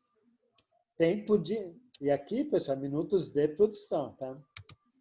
Então, aqui, se eu sei que o primeiro produto eu preciso de 12 minutos vezes 0,56, ou seja, eu estou falando que esse produto custa R$ 6,72, 25 minutos vezes 0,56 vai dar R$ 14, 30 minutos vezes 0,56, R$ 16,80. Ou seja, eu peguei aquele custo indireto de fabricação, redistribuí ele nos 4 trimestres, considerando o quê? Os volumes de produção e tempo de processo. Então, agora, nesse momento, eu já sei que aquele produto que eu vou vender a R$ 199, ele vai pagar de impostos 42, vai sobrar uma venda líquida de 156, vai ter um custo de materiais diretos, que nós calculamos uns 4 slides atrás, de R$ 73, vai ter um custo de mão de obra direta de 4,42, que a gente também calculou aqui, ó, 4,42, 9,25, 11,11. Aqui, 4, 9, 11. E tem o custo indireto de fabricação, que nós acabamos de calcular. Ou seja, eu estou dizendo que para fazer esse produto 1, eu vou gastar R$ 73 de matéria-prima, vou gastar R$ 4,42 de mão de obra direta e vou gastar R$ 6,72 de custos indiretos de fabricação. Ou seja, se tudo der certo na fábrica, se não tiver greve, se não faltar energia, se não tiver paralisação da linha de produção, o custo desse produto vai custar R$ 84,98. Esse outro produto, 165, e esse produto, 224. 156 menos 84 resulta na nossa margem bruta. Então, até agora, o que nós já calculamos? Calculamos lá a venda bruta, calculamos impostos, calculamos, então, receita líquida, fizemos a projeção de materiais diretos, fizemos a projeção de mão de obra, fizemos a projeção de custos indiretos de fabricação. Aqueles 101 milhões, por enquanto, está sobrando quanto? Somente 38,9 milhões. Pessoal, aqui, qual que é nosso papel? É cobrar das áreas. PCP, você está fazendo de tudo para fazer essa matéria-prima chegar aqui? Você tem certeza que você não vai para a fábrica por falta de matéria-prima, né? Então, isso aí faz parte do planejamento de produção. Então, planejamento de produção, PCP, área de compras, área de importação, tem que trabalhar muito em sintonia. Para quê? Para não deixar a fábrica parar por falta de matéria-prima. A área comercial também tinha passado o quê? Aquela estimativa de despesas. Então, por enquanto, a gente já tem essa margem bruta ajustada. O que eu tenho que projetar agora, pessoal? Eu tenho que projetar agora todas as outras despesas operacionais da fábrica. Nós comentamos lá na primeira aula, nós temos custos diretos e indiretos, que é tudo que está ligado ao quê? Ao produto. Então, nós temos custos diretos, matéria-prima, mão de obra direta. E nós temos custos indiretos. Aqui dentro eu tenho despesas variáveis e eu tenho despesas fixas. E eu também tenho custos de operação. O que é custos de operação? Custos da área comercial, custos da área administrativa, custos da área de RH.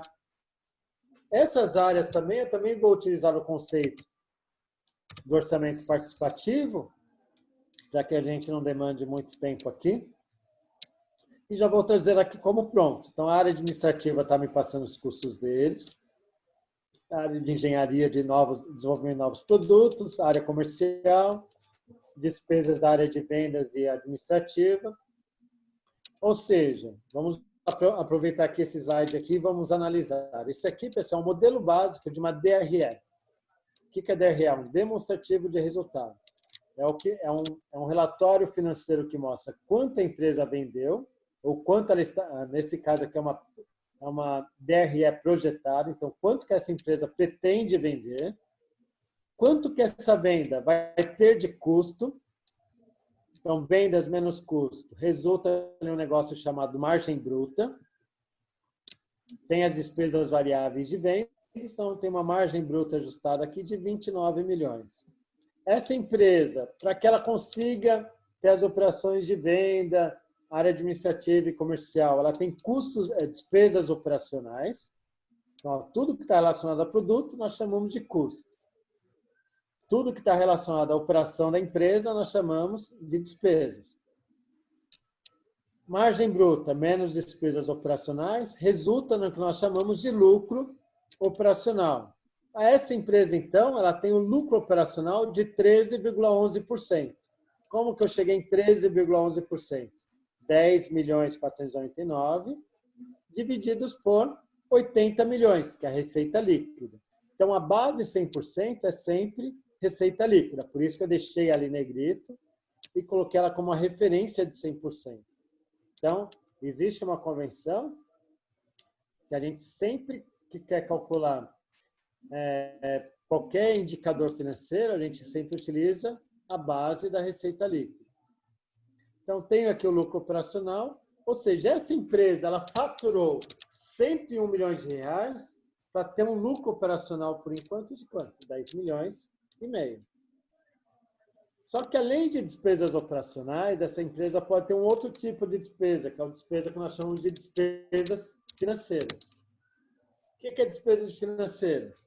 Exemplos de despesas financeiras. Juros.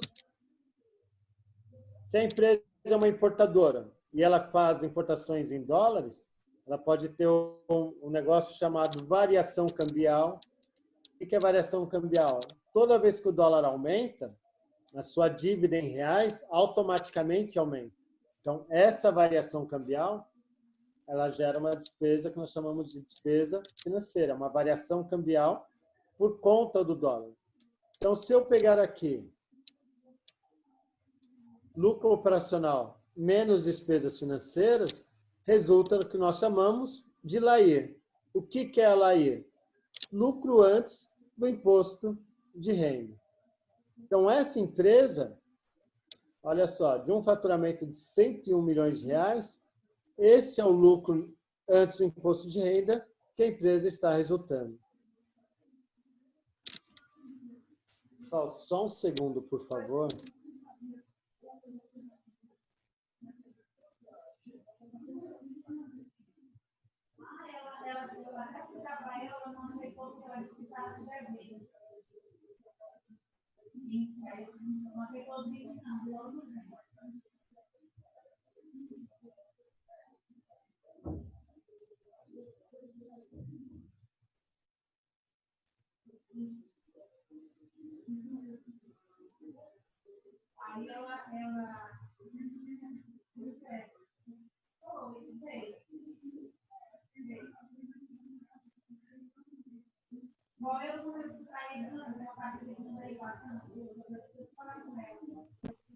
Tá, então, vejam bem, ó, um faturamento de 80 milhões de receita líquida, olha quanto está deixando de lucro antes do imposto de renda.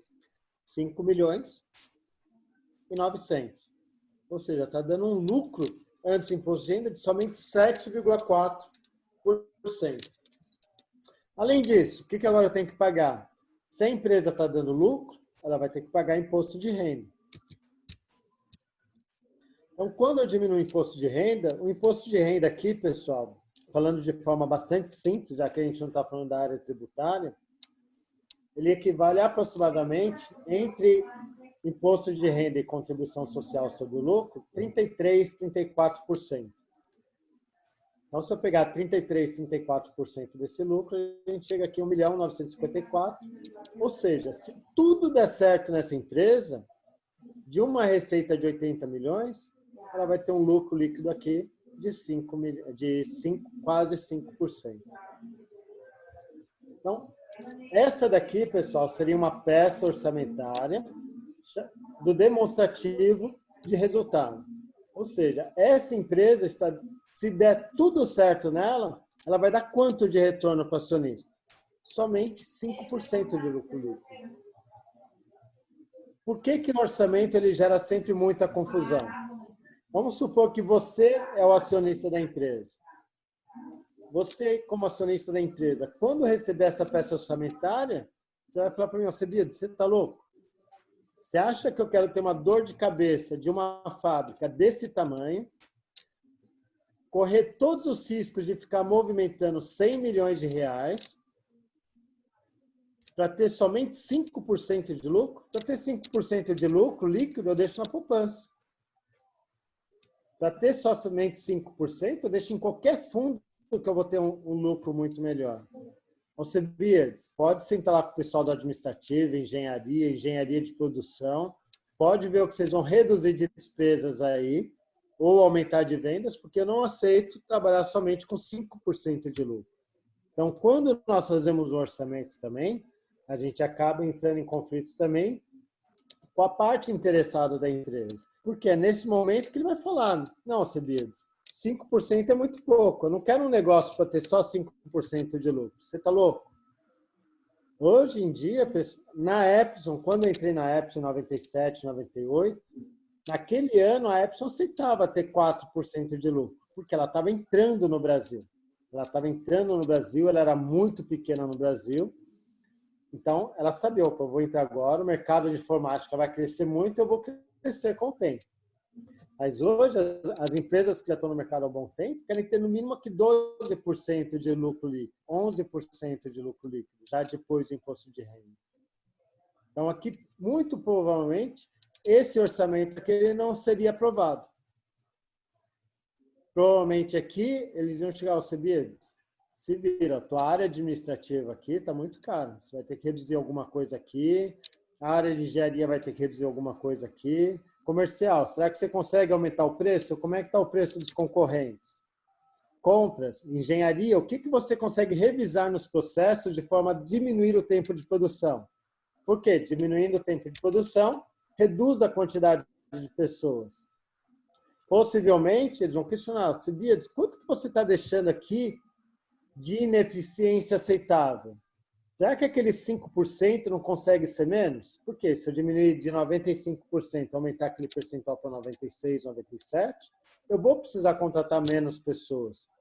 E vocês viram quanto custa uma pessoa. Uma pessoa dentro da folha de pagamento, ela tem um impacto pesado. Pessoal, comentários até aqui? Pessoal, eu sei que nós somos poucos aqui, mas vocês não estão aproveitando. Era para a gente estar com uma aula bem mais participativa aqui, hein? Aqui está tudo certo, professor. Eu estou acompanhando o raciocínio bem.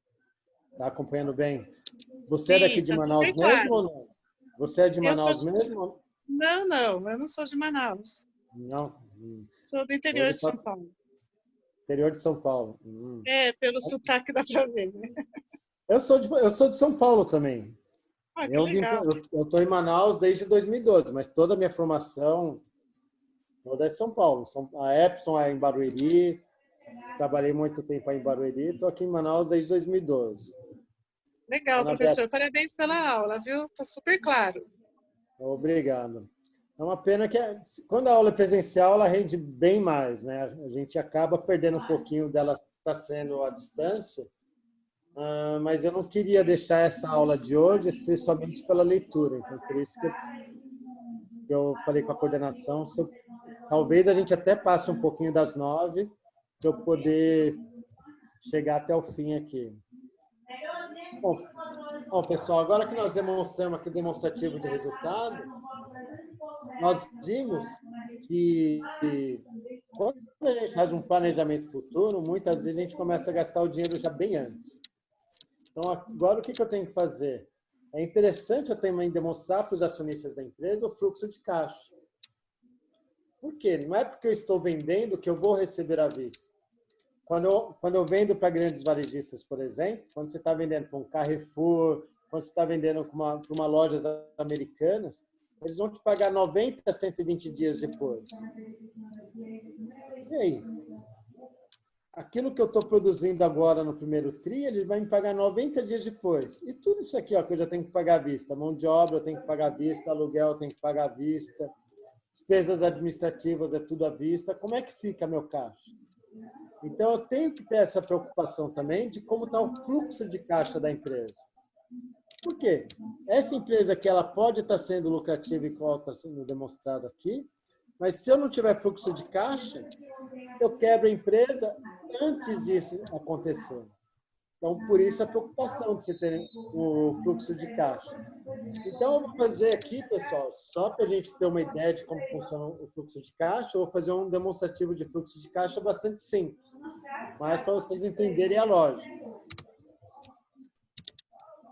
Então, aqui, o que eu estou assumindo aqui dos meus recebimentos? Eu tenho aquela venda bruta.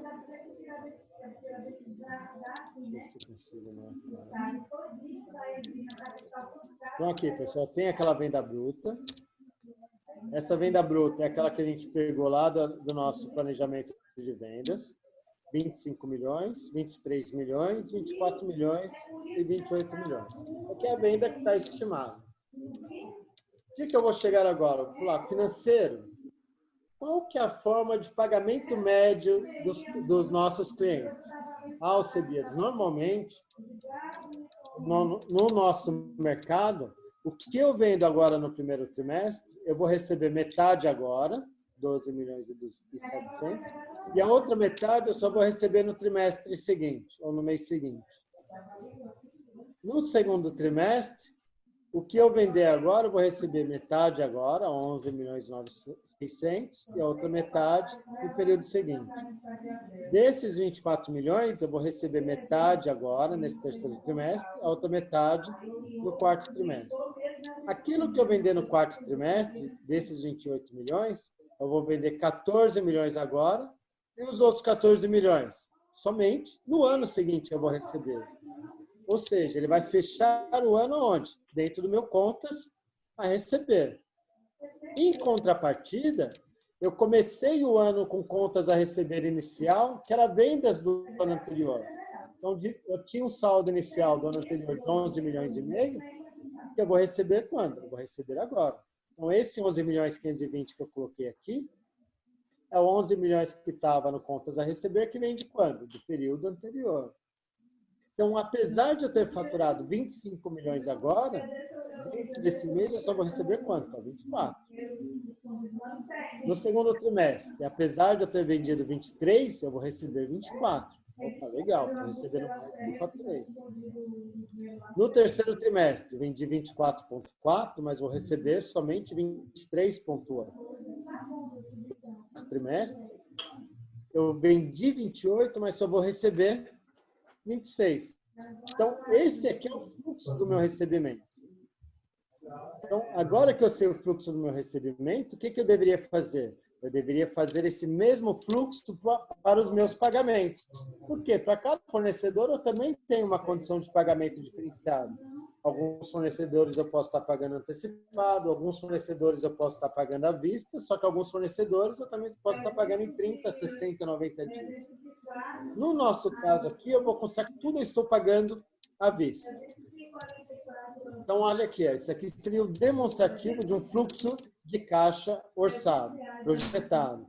Eu estou dizendo que esse fluxo de caixa, ele começou com saldo inicial no banco de 500 mil reais, ou seja, eu tinha um saldo em caixa de 500 mil reais, coloquei aqui a minha projeção de recebimentos, aqui, linha ali, trimestre a trimestre. De onde eu tirei essa projeção? Esse slide anterior, essa linha azul. Tudo que está lá na minha demonstrativa de resultado, eu coloquei lá como pagamento à vista. É só para a gente simplificar aqui o entendimento, senão a gente não consegue finalizar na aula de hoje. Então, tudo que está lá no meu custo, está lá na minha despesa, eu coloquei como pagamento à vista, inclusive a parte de imposto de renda e despesas financeiras. Aí aqui, pessoal, eu coloquei aqui um item destacado em vermelho, depreciação da fábrica. Guarulhos é um mundo. Quando eu peguei o custo indireto de produção, tem uma linha aqui chamada depreciação. Essa linha de depreciação, ela não impacta o meu fluxo de caixa. Por quê? Isso aqui é só a forma que eu estou registrando. Deixa eu ver se já não está com o microfone ligado. Ano passado, não, passado eu fui e voltei direto.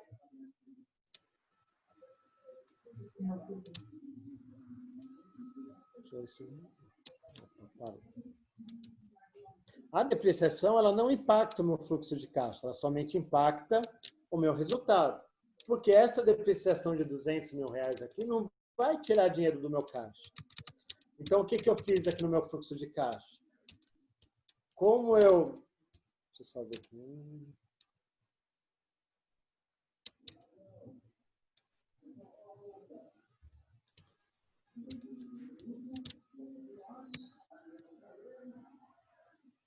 Só um segundo, por favor.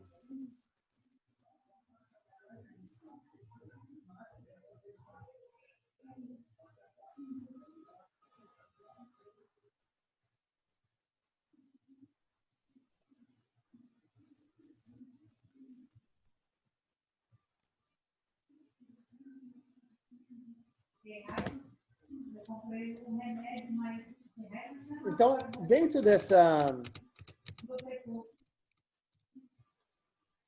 desse custo indireto de fabricação aqui dentro tem depreciação. Então, o que eu fiz? Eu estornei a depreciação. Da mesma forma, dentro daquelas despesas de SG&A, ali também tinha depreciação. Então, o que eu fiz? Eu estornei. Vocês lembram que eu tinha comentado que a depreciação deveria estar sendo fixa e ela estava variando? Eu comentei com vocês lá. Provavelmente a empresa está fazendo o quê? Novas aquisições. Então, tá aqui, ó, investimentos. Então, nesse mês aqui foram feitos investimentos. Se tem investimento, isso impacta o meu fluxo de caixa. Então, eu tinha um saldo inicial de 500 mil, demonstrei meus recebimentos. Então, 500 mais 24 mil, menos tudo que eu estou pagando, eu vou chegar no final do primeiro trimestre com 822 mil. Esse 822 mil passa a ser o quê? O saldo inicial do segundo trimestre. Segundo trimestre começa com 822 mil, tenho recebimentos, tenho todos os meus pagamentos, vai sobrar, gera um movimento positivo de 2 milhões, ó, porque ó, recebi 24, paguei só 22. 2 milhões mais esses 800 mil, chego aqui no final do trimestre com 3 milhões. 3 milhões passa a ser o quê? O saldo inicial do outro trimestre. Ou seja, esse saldo inicial de 500 mil, eu estou fechando o ano com 2 milhões 665 mil. Aí aqui, pessoal, outro ponto de atenção para nós, a controladoria. Porque o presidente da empresa, quando ele olhar o orçamento, o que ele vai falar? Alcibiades, está errado esse teu fluxo de caixa. Como pode? Você começou o ano com 500 mil, tivemos um lucro de 4 milhões, aqui ó, 3 milhões 968, ou seja, se aqui tem 4 milhões de lucro e eu tinha 500 mil no caixa, por que eu não estou vendo 4 milhões e meio de lucro aqui? Por quê, pessoal? O presidente da empresa, ele não se atentou que não é porque eu vendi que eu recebi. Nem tudo que nós faturamos, nós recebemos. Ó, o meu contas a receber antes era de 11 milhões. De tudo que eu faturei, 14 milhões está ficando no meu contas a receber. Porque o fluxo de contas a receber não é o mesmo fluxo de faturamento. Então, o meu fluxo de caixa aqui, dificilmente ele vai bater com a minha DRE. Então, por isso que eu não estou vendo todo o meu dinheiro dentro do meu fluxo de caixa. Porque parte desse meu dinheiro está onde? Está dentro do meu contas a receber. O meu contas a receber aumentou de 11 milhões e meio para 14 milhões e 200. Ou seja, eu estou com o dinheiro parado no meu contas a receber. Esse dinheiro vai entrar quando na empresa? Somente no ano seguinte. Por quê? é reflexo das vendas que eu estou fazendo lá no último trimestre do ano, que só vai entrar na empresa quando? No período seguinte. Ou seja, no período seguinte vai estar lá como recebimento referente ao trimestre do ano anterior. Então, nós fizemos aqui um demonstrativo de resultado, montamos aqui um demonstrativo do fluxo de caixa. A outra peça orçamentária que também é muito usual fazer é o que? É o balanço patrimonial. Ou seja, nesse balanço patrimonial, eu vou verificar lá todos os investimentos que foram feitos, todo o meu ativo, e vou ver também todo o meu passivo. Então, lá no meu ativo, eu tinha um caixa inicial de 500 mil, está aqui, ó, caixa de 500 mil inicial, fechando com um saldo final de 2,6. Então, essa informação eu estou pegando aqui, ó, no fluxo de caixa, tem lá saldo inicial e tem o saldo final. Tem o saldo inicial no caixa, tem o saldo final. Então, essa informação veio aonde? Do fluxo de caixa. Contas a receber. Se eu olhar lá aquele fluxo de recebimento, está falando que eu tinha um saldo inicial de 11 milhões e meio, estou fechando com saldo final de 14,2. Então, saldo inicial de 11 milhões e meio, saldo de 14 milhões. Para efeitos aqui desse demonstrativo, eu estou considerando que o que eu comecei de estoque, eu finalizei. Ou seja, todo o meu plano de vendas, tudo que eu comprei, eu vendi. Ou seja, então, o que eu tinha de estoque permaneceu. Eu fiz investimento de 650 mil, por isso que meu ativo está aumentando, a 4 milhões, 3 milhões e meio, aumentou de 4.400 para 3.750. Se a gente for olhar aqui, ó, eu tenho investimentos que foram realizados, isso aqui impactou o meu ativo permanente. Eu tenho a depreciação da fábrica, que é o que impactou lá o resultado. Essa diferença de 1 milhão é o que está como depreciação lá dentro do custo indireto de fabricação. E essa variação de depreciação é o que está na variação de depreciação aqui, ó, na linha de depreciação SG&A. Esse 725 mil é o que está aumentando aqui a depreciação. Ou seja, o meu ativo de 2017, ou melhor, aqui, pessoal, 2018 e 2019, tá? Eu só esqueci de mudar os anos aqui. Eu tinha 22 milhões, aumentou para... E eu estou projetando... 2019 estava com 22 milhões e para 2020 estou projetando 26 milhões.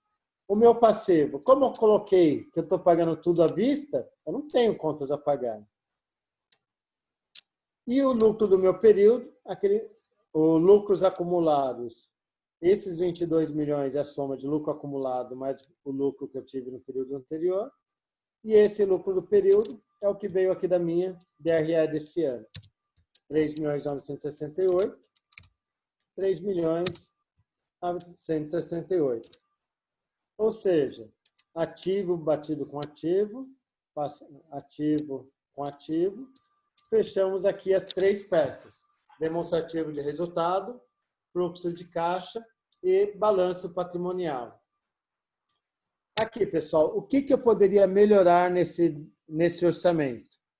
Eu poderia ter feito uma análise. O que é custo fixo, o que é custo variável. Por quê? Nós vamos ver nas aulas futuras aqui. E quando eu sei o que é meu custo fixo e custo variável, eu consigo calcular minha margem de contribuição e, através da margem de contribuição, eu consigo calcular o ponto de equilíbrio da empresa. O que é ponto de equilíbrio? Qual é o valor de faturamento mínimo que essa empresa precisa ter para que ela não dê nem lucro e nem prejuízo? Ou seja, a partir de quanto tem que faturar para essa empresa não dar prejuízo? Isso é indicado quando eu sei meu ponto de equilíbrio. Eu poderia ter montado outros cenários. Esse cenário que nós montamos aqui é considerando um dólar de 4. E se o dólar for para 5? Como que ficaria o meu resultado? E se o dólar for para 6? Quanto que ficaria o meu resultado? Seria somente alterar a taxa do dólar. Então, normalmente, quando nós temos um mercado estável igual no Brasil, a gente costuma fazer cenários. Dólar, como é que eu projeto o dólar? Só tem uma forma. Ligando para 2, 3 bancos e pedindo, ó, qual que é o parecer do banco, qual o parecer da área econômica do banco referente ao dólar para o próximo ano. É o que eu fazia na Epson. E eu compartilhava com a Epson América. Epson América, é o seguinte, eu conversei com o economista do Banco Itaú, ele está projetando para o ano que vem $1 de 4,80. Conversei com o economista do Banco Bradesco, ele está projetando 4,82. Conversei com o economista do Banco do Brasil, ele está projetando 4,79. Ah, Alcebiades, sabe de uma coisa? Vamos usar a taxa média dos três. Por quê? Se vocês pegarem a planilha Excel que eu vou disponibilizar para vocês e mudarem a taxa do dólar, vocês vão ver que a planilha é muito sensível ao dólar. Porque 80% da matéria-prima é baseada em dólar. Aqui, a gente está considerando que tudo que eu vou vender eu vou receber. O certo seria eu verificar, opa, qual que é o meu histórico de inadimplência?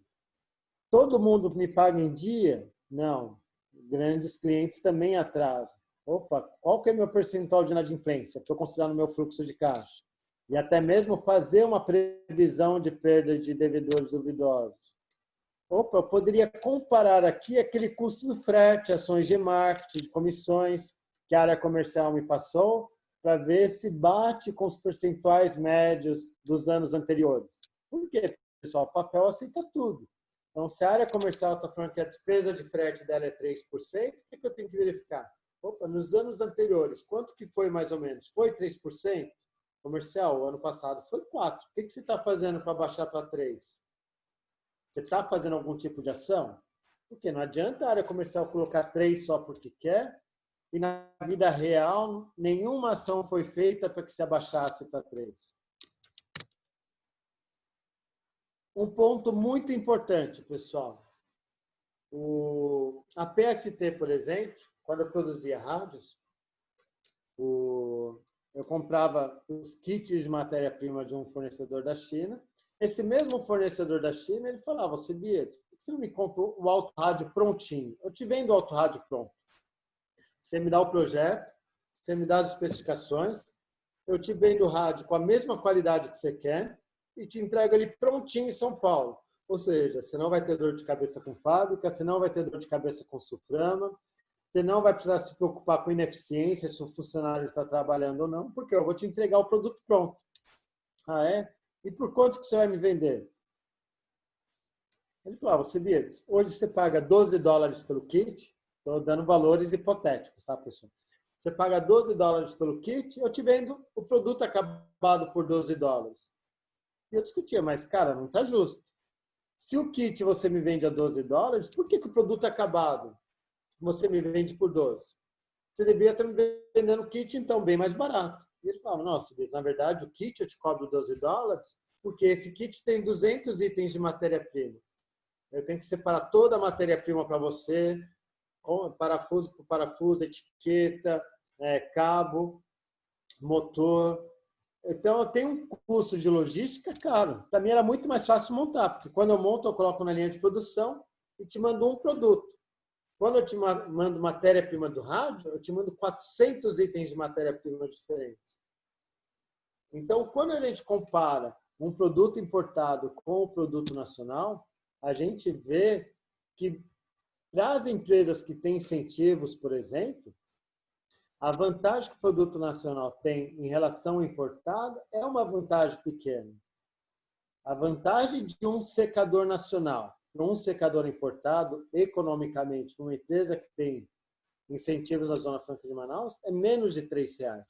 Eu trabalhei na Gama, é menos de R$3.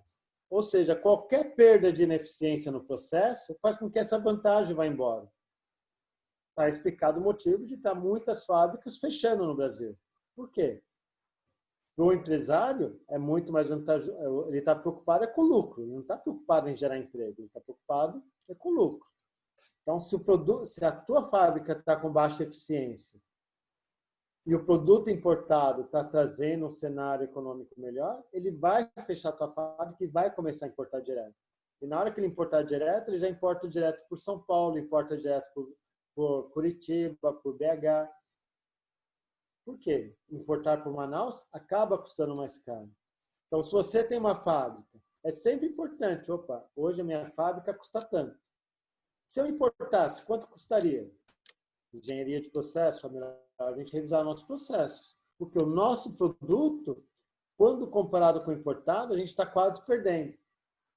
Alguém uma hora vai olhar isso. Então, nada melhor do que nós mesmos analisarmos isso e garantirmos nossos empregos, garantir a operação da fábrica, garantir a manutenção da fábrica. Bom, pessoal, para a aula de hoje era o que eu preparei. Na próxima aula eu vou dar esse exemplo do achocolatado, do chocolate. A gente vai falar bastante ainda sobre acompanhamento orçamentário e controle orçamentário. Vou dar vários exemplos de ponto de equilíbrio. E fiquem atentos, pessoal. Eu sei que hoje a participação foi pequena. Foram poucos alunos assistindo a aula. Espero que vocês assistam essa aula depois nos canais disponíveis. Fiquem atentos ao trabalho que vocês têm que entregar. Teremos uma avaliação no final, então fiquem atentos aos quizzes. E que a prova ela tem muito a ver com o quiz. Espero que eu tenha contribuído aí para o crescimento de vocês aí, que eu tenha conseguido transmitir o recado. Do seu lado, Maricil, tudo ok? Alguma pergunta, algum questionamento? Tudo perfeito, professor. Só tenho a agradecer mesmo, viu? Pela aula. Foi excelente. Contribuiu bastante. Não, eu que agradeço aí, peço desculpas por qualquer coisa e torcer para essa pandemia passar logo para a gente voltar a ter nossas aulas de forma normal, né? Aquela aula presencial, eu gosto mais da aula, eu acabo forçando a participação de vocês muito mais. Com certeza, professor. Vamos estar torcendo para que acabe tudo logo mesmo, a gente possa estar aí conhecendo o pessoal pessoalmente, né? Todo mundo aí da sala. Tá certo. Bom, Maricil, qualquer coisa, se você tiver qualquer dúvida no material, pode mandar um WhatsApp para mim. Poxa, agradeço. Eu vou deixar aí no... Eu acabei de mandar o WhatsApp aí no chat, mas eu acho que nos slides eu já tinha disponibilizado, ou na aula anterior eu já tinha disponibilizado. Se tiver qualquer dúvida no material, pode mandar mensagem, eu respondo. Muito obrigada. Se tiver algum grupo de alunos e quiser compartilhar meu número lá, pode compartilhar lá também. Eu acho que quanto mais contatos a gente tiver, melhor o aprendizado aí. A gente tem que se lembrar que aqui é uma MBA. Uma MBA a gente precisa trocar experiências. A gente precisa debater com o professor, porque senão fica uma aula igual graduação, né? Graduação, o professor fala, o aluno acredita e pronto. E aqui vocês não estão atrás somente... Vocês estão querendo aprender coisas práticas, né? Coisas do dia a dia. Então, por isso que eu tentei tornar essa aula de hoje o mais prática possível. E foi mesmo, professor. De fato, a gente vê isso na realidade. Quem trabalha no distrito sabe. Eu trabalhei na Calói quase 10 anos e eu via muito disso. Esses gráficos todos aí já é bem conhecido para mim. E a eficiência é cobrada o tempo todo, né? Você deve ter trabalhado lá com Caetano e tal. Cobrança de eficiência é pesada. Com certeza. Bom, então era isso. Obrigado aí por ter acompanhado a aula desde o início aí. A gente se encontra aí daqui a 15 dias novamente. Valeu. Obrigada, professor. Um abraço. Um abraço. Tchau, tchau. Tchau.